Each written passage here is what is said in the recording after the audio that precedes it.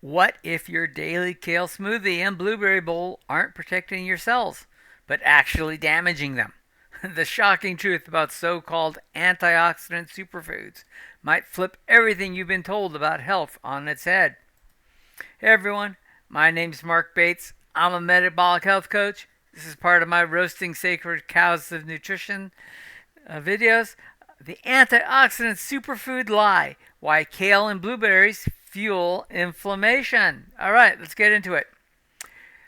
Why antioxidant superfoods actually create cellular stress. This is good.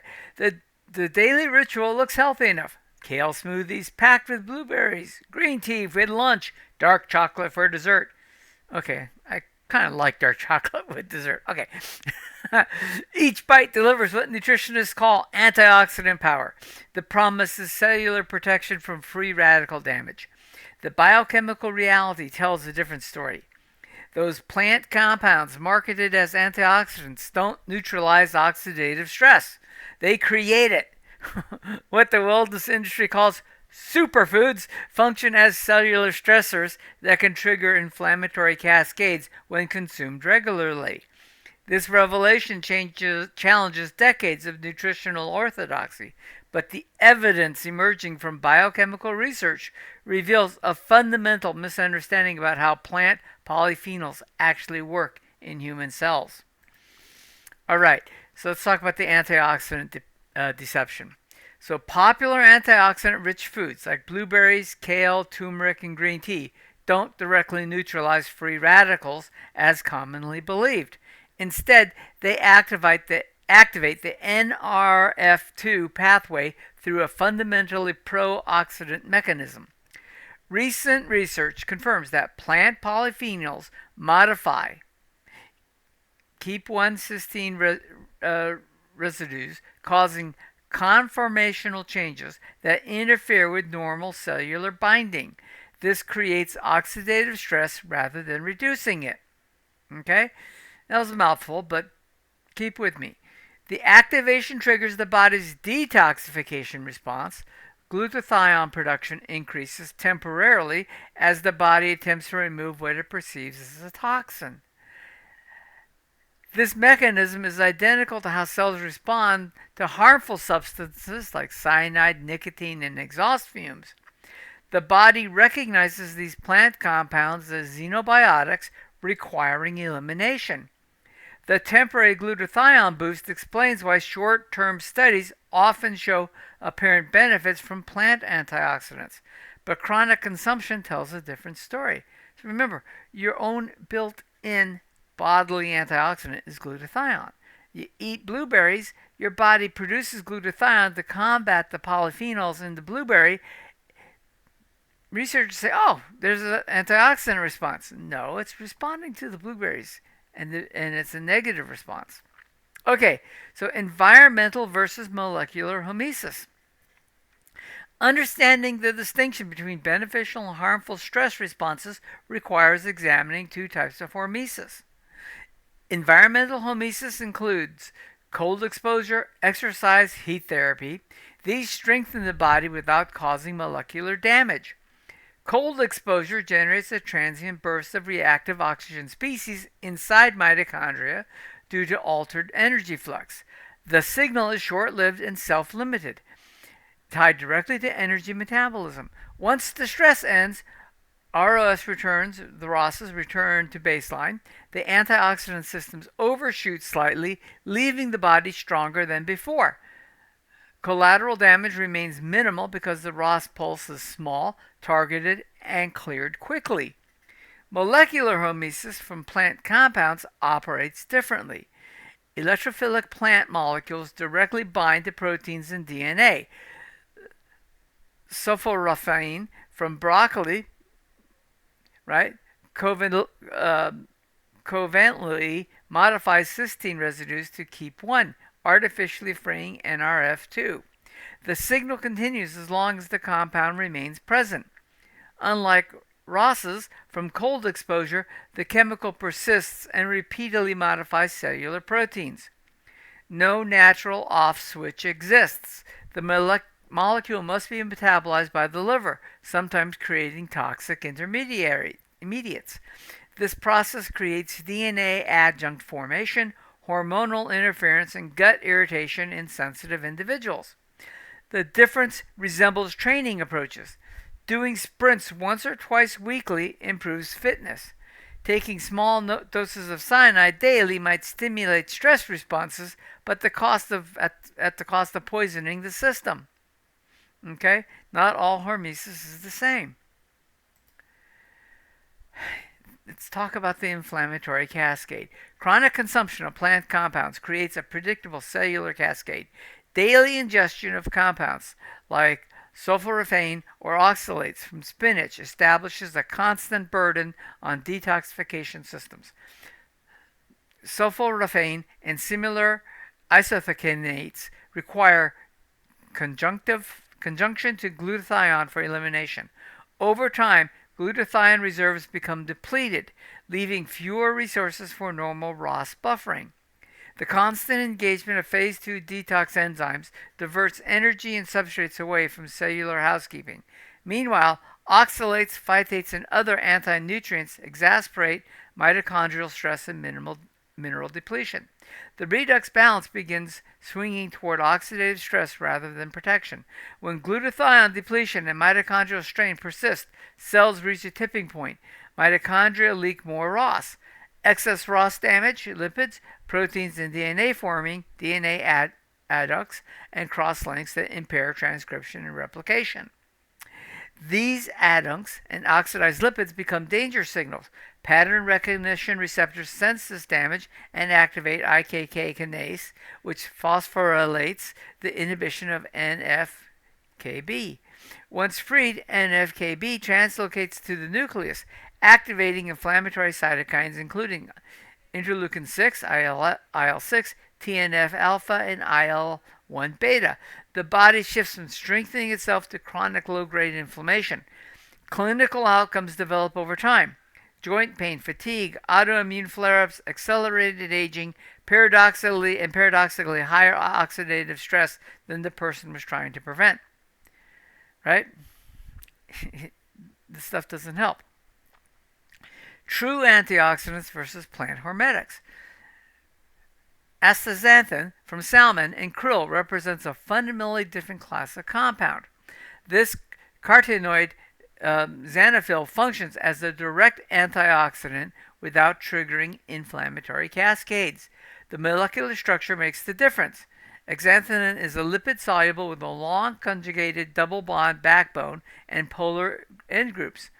This allows it to span the lipid bilayer of cell membranes, anchoring at both ends, or both sides. It directly intercepts ROSs in membranes where oxidative damage occurs. Research demonstrates xanthin possesses the highest oxygen radical absorbance capacity, over 500 times more effective than vitamin E or other carotenoids. Xanthinin quenches singlet oxygen and peroxyl radicals. It permits lipid membranes from peroxidation by embedding in them. Crucially, it doesn't deplete glutathione or force phase 2 detox pathways. Plant polyphenols like resveratrol and curcumin operate as small electrophilic molecules. Their main effort comes from binding proteins like KEAP1 or acting as mild toxins, forcing NRF2 activation. Xanthin neutralizes ROS directly, while polyphenols create oxidative stress to induce adaptation. The source matters less than the mechanism. Xanthin originates from microalgae and bioaccumulates in krill, salmon, and shellfish. What distinguishes it from the xanthophyll carotenoid structure, fundamentally different from plant defense chemicals. Xanthin functions as protection, not a toxin designed to deter predation. Okay? Clinical evidence for metabolic superiority. Transitioning from high plant superfood diets to ketogenic or carnivore approaches produces measurable biomarker improvements. These changes indicate cellular stress decreasing rather than increasing. C-reactive protein drops significantly within 4 to 6 weeks. reflecting lower systematic inflammation. Interleukin 6, IL-6, and TNF-alpha showed measurable downregulation within weeks, especially when ketones rise and NF-κB is suppressed by beta-hydroxybutyrate, which is a ketone body, right? Studies confirmed that beta-hydroxybutyrate effectively reduces inflammatory markers, including TNF-alpha, IL-1B, beta, and IL-6 through inhibition of the NLRP3 inflammasome. Glutathione ratios improves as glutathione is no longer chronically consumed to neutralize plant electrophiles. DNA damage markers like 8-hydroxy-2-deoxyguanosine often fall after plant removal and carb restriction. This is good. Malonodihydrate and F2 isopronates decrease. This is also good, reflecting less lipid peroxidation at mitochondrial and membrane levels. Fasting insulin and HOMA-IR decline within weeks. And HOMA-IR is a great blood test to give you an indication of your insulin resistance. Reducing chronic ROS burden driven by hyperinsulinemia. Clinical changes parallel biomarker shifts. Energy stabilizes without glucose swings. Joint pain and stiffness reduces. NF-κB downregulation lowers inflammatory cytokines in connective tissues. Skin clarity improves with less systematic oxidative stress. Digestive relief follows removal of oxalates, lectins, and phytates that reduce gut irritation and systematic immune activation. Brain clarity emerges as ketones stabilize neuronal redox balance, leading to sharper cognition within 7 to 14 days. Let's talk about the omega-3 supplement paradox. Many individuals following a ketogenic or carnivore diets continue supplementing with fish oil for anti-inflammatory benefits. This creates an apparent contradiction given the oxidative vulnerability of omega-3 supplements. EPA and DHA are highly polyunsaturated with multiple double bonds. They remain extremely prone to oxidation both during production and inside the body. Many commercial fish oils show oxidation by the time consumers take them. Once oxidized, these oils generate lipid peroxides and aldehydes like monodihydrogenase and 4-HNE. These compounds directly damage DNA, proteins, and mitochondrial membranes. The paradox emerges. Instead of being anti-inflammatory, oxidized fish oils may activate NF-κB, driving the inflammation they are supposed to reduce. Large randomized trials often show minimal or no benefit of fish oil supplementation on cardiovascular outcomes. The oxidative liability likely cancels out theoretical benefits. Whole food omega-3 sources provide EPA and DHA in their natural matrix, bound to phospholipids and protected by compounds like astaxanthin in salmon and taurine in shellfish. These come with complete proteins, minerals, and antioxidants that buffer oxidation. On well-formulated ketogenic or carnivore diets, the need for supplemental omega-3 drops dramatically. Linoleic acid intake plummets when seed oils are removed. Without high omega-6 competition, the body requires much less omega-3 to maintain healthy ratios. Ketones themselves provide anti-inflammatory NF-κB suppressing effects, making omega-3's role less critical. Okay? You don't need to pop a bunch of fish oil, which is probably going to be oxidized, either in the pills themselves or within your body. Okay, reframing the whole idea that plant compounds are medications. The paradigm shift requires viewing plant compounds as medication rather than foods. Like any drug, questions of dose, timing, and duration and indication become central. Nutrients like protein, fat, minerals, and vitamins are required consistently, right? They supply building blocks and support normal physiology. Phytochemicals like curcumin, resveratrol, and sulforaphane are not required and act as xenobiotics. Their effects come from interference with signaling pathways, often by creating oxidative or electrophilic stress. Treating them like nutrients through daily consumption becomes inappropriate. They should be considered intermediate pharmaceutical agents similar to taking aspirin or metformin, right?